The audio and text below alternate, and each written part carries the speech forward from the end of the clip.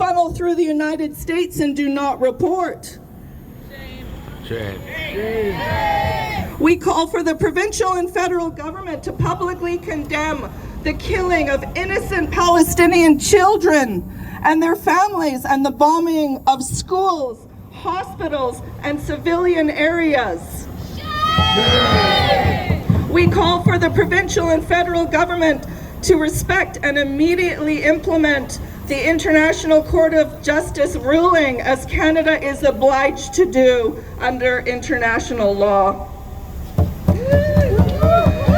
And we call for the ICC to issue their arrest warrants for Netanyahu and his crew, and arrest these war criminals immediately so we can stop the harm and start the healing. Who wants that?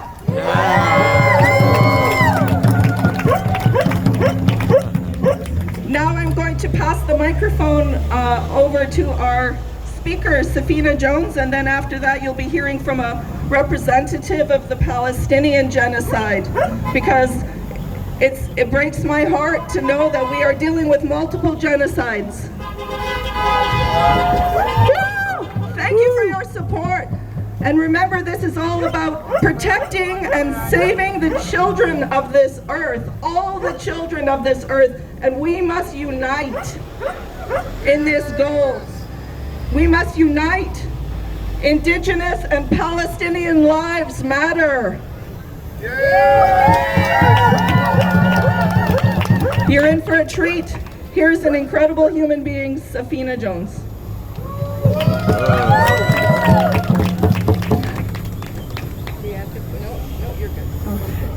Thank you, Hawa, for all your support, all your love. Because without your love, nothing is going to go anywhere. It's love that's going to get us ahead with everything that we're trying to do for our children. That's the main thing, to give that kind of energy to all our people. Love and forgiveness. That's what we have to do. We can't go around hating people for what they're doing, because it's a very negative energy that we can be passing on to our future children. When I was in the residential school, they didn't allow us to talk our own language at all. Even before that, they went into our village. The white people went into our village and told our families that they weren't allowed to talk Haida at all around us. Otherwise, they're going to be put in jail. What? So we weren't allowed to talk Haida at all. They said if we talked Haida in the school, our parents are going to be put in jail. So that's why none of us were allowed to learn our own language. And our potlatches were cut off as well. They thought we were worshiping our totem poles. Our totem poles got crests like this on them, killer whales, ravens. That's our clan. We all belong to a clan. And the Christians didn't understand that. They thought we were worshiping all the totem poles. So they made us burn all our totem poles down as well. And we weren't allowed to have anything whatsoever like that for hundreds of years. Now we're starting to come out and be strong in our own language and trying to help other people, trying to get home, because they all have to come home to learn our culture.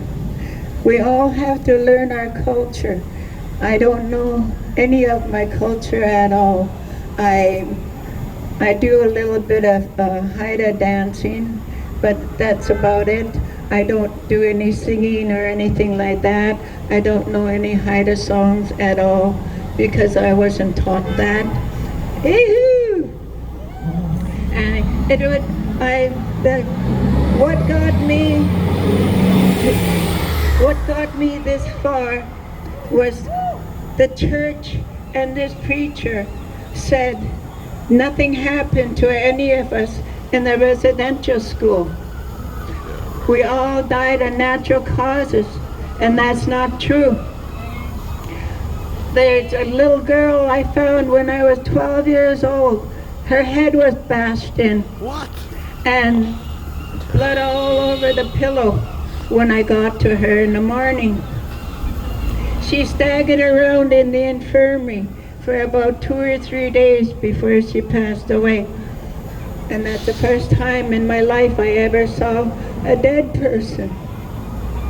And there was babies in there, lots of babies in there.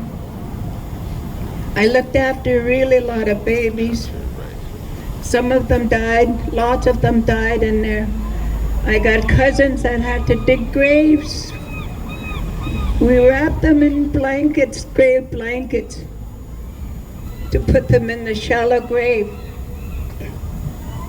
And I could show you where all those little kids are crying inside my head every day.